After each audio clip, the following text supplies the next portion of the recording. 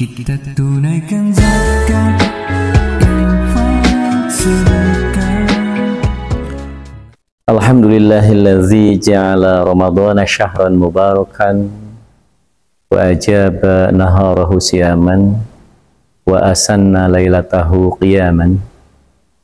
Asyhadu an la ilaha illallah wahdahu la syarikalah wa asyhadu anna Muhammadan abduhu wa rasuluh. Amma ba'du. Pemirsa yang dirahmati oleh Allah Subhanahu wa taala, alhamdulillah tidak terasa kita berada di bulan Ramadan, bulan yang penuh dengan keberkahan, dan terasa oleh kita saat demi saat itu sangat indah sekali. Karena apa? Karena apapun aktivitas kita di bulan Ramadan ini bisa bernilai ibadah. Bukan saja yang diwajibkan oleh Allah SWT, seperti ibadah yang harian kita lakukan, sholat 5 waktu, ataupun ibadah yang setiap setahun sekali saum Ramadan, atau juga ibadah musiman, baik itu terkait profesi kita,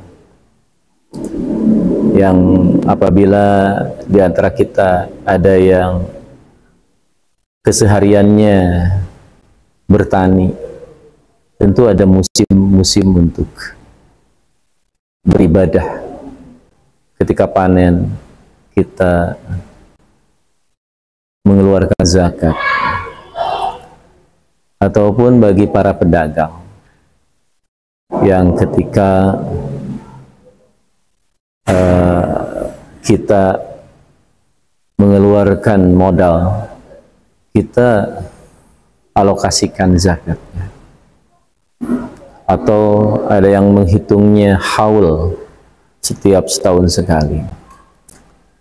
Itu semua lebih spesial dilakukan di bulan Ramadan. Dan bulan Ramadan ini karena kita selama sebulan penuh siangnya melaksanakan ibadah saum dan malamnya kita melakukan qiyamul lail berjamaah, plus ibadah-ibadah yang jama'i seperti tadarusan Al-Quran, baik itu tadarusan saling menyimak bacaan kita sehingga terjadi tahsinut tahsin di antara para qori atau para pembaca, ataupun menambah perbendaharaan hafalan Al-Quran kita. Jadi yang kalau Ramadan dulu seumpamanya kita baru hafal atau punya hazanah hafalan 5 juz, tentu tahun ini kita ingin menambahnya menjadi 6 juz atau 7 juz, sehingga pada sampai nanti kita selesai hafid 30 juz. Pemirsa yang dirahmati oleh Allah Subhanahu wa taala, dan itu semua menandakan kedekatan kita, atau dalam bahasa agama kebersamaan kita dengan Allah, ma'iyatullah. Di dalam Al-Quran surat Al-An'am ayat yang ke-12, atau maaf, surat Al-Maidah ayat ke-12, surat kelima ayat 12 Al-Maidah. Setelah Allah mengambil sumpah dari Bani Israel, sebetulnya sebelumnya Bani Israel itu sudah orang Islam, karena mereka dididik dan dibesarkan oleh ayahnya, yaitu Nabi Ya'qub alaihissalam. Tetapi di sini Allah memberikan uswah kepada kita sekalian umat di belakang Bani Israel, itu bagaimana satu komunitas itu membangun kebersamaan. Satu komunitas tadi dianjurkan untuk membuat program yang terencana, sehingga di ayat tadi Allah menyebutkannya ada 12 nakib. Nakib itu biasanya kalau di Jamiah Persatuan Islam itu terkait atau terikat dengan pimpinan jamaah. Jadi kalau urutan paling bawah itu adalah di Persatuan Islam ada pimpinan jamaah dan ketuanya itu disebut nakib. Nah, nakib ini oleh Allah diberi pesan, yaitu Allah akan bersama para nakib dan para jamaah. Jadi Allah akan bersama kita dengan syarat. Yang pertama adalah aqamtumus salat, mendirikan salat. Kalimat kayak mendirikan salat ini bukan hanya dimulai dari takbiratul ihram dan diakhiri dengan salam, karena itu hanya bentuk fisik salat. Tapi yang diharapkan di dalam Islam, berdirinya salat pada jiwa seseorang itu adalah akan tercermin dari kehidupan dan perilakunya sehari-hari dan setiap saat. Akan berbeda nanti orang yang tidak pernah sholat dengan orang yang sholat, dan akan berbeda orang yang hanya melakukan sholat dengan orang yang mendirikan sholat. Sehingga kalau sholat sudah berdiri pada jiwa seseorang,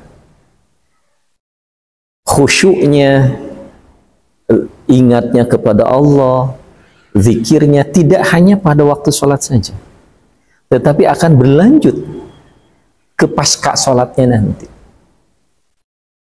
Jadi walaupun fisiknya ada di luar waktu sholat atau waktunya ada di luar waktu sholat, tetapi dia menganggap bahwa dirinya sedang ada dalam waktu sholat.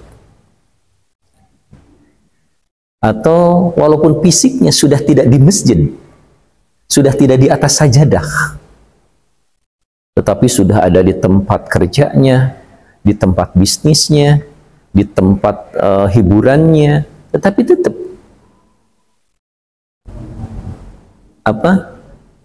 wujud sholatnya itu atau fisik sholatnya itu, bangunan sholatnya itu ada mengikuti dia kemana. Nah, kalau sholat sudah seperti itu, maka inni ma'akum, kata Allah. Allah bersama kalian, bersama orang yang mendirikan sholat. Yang keduanya, wa ataitumuz zakata. Kita akan dibersamai oleh Allah, para nakib dan para jamaah, seperti yang di Al-Maidah ayat 12 tadi. Ini akan dibersamai oleh Allah ketika ataitumuz zakat, mengeluarkan zakat. Kalau ada keluar berarti ada yang ada dalam, ada luar. Nah, yang keluar itu yang dari dalam, asalnya jadi di luar. Kalau kita menganalogkan fisik kita, jasad kita, keseharian kita itu pasti ada yang masuk dan ada yang keluar. Tempat masuk khusus, pangan atau makanan atau minuman itu masuk ke lubang yang khusus. Lalu oksigen, udara, itu juga masuknya ke lubang yang khusus. Kita nggak tahu setelah makanan dan minuman tadi masuk, Dan setelah udara tadi masuk, prosesinya di dalam seperti apa? Karena kita hanya tahu tentang organ dalam kita itu dari ilmu anatomi atau ilmu kedokteran. Tapi kita bisa merasakan ketika makanan masuk ke tubuh kita, maka terasalah perut kita kenyang dan hilanglah lapar. Dan ketika minuman tadi masuk melewati kerongkongan kita, seperti doa kita ketika buka sahur, dhahabad doma'u, hilang haus. Wabtallatil uruku, terasa basahnya kerongkongan, wasabatal ajru, dan berharap pahalanya tetap tidak pergi bersama hausnya itu. Para pemirsa yang dirahmati Allah, wa ataitumuz zakat. Jadi tadi yang masuk terasa, nah yang keluar pun dari tubuh kita terasa.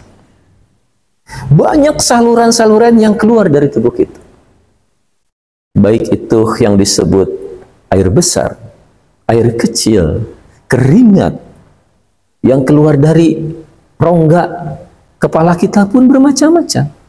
Ada air mata, ada air dari hidung, terkadang air dari mulut, dari telinga. Itu harus keluar. Dan apabila tidak keluar atau sengaja kita menahannya tidak keluar, umpamanya kita harus pergi ke kamar kecil untuk mengeluarkan air besar atau air kecil, kita tahan, pasti jadi penyakit. Bahkan ada yang keluarnya itu secara tidak disadari ketika kita tidur. Bangun tidur, di mata kita ada sesuatu yang keluar. Atau ketika kita mengalami gangguan pernapasan, maka ada air yang keluar dari hidung kita. Nah ini, ataitumuz zakat, dikeluarkan harta yang Allah titipkan kepada kita, itu adalah seperti tadi, sebagai pembersih.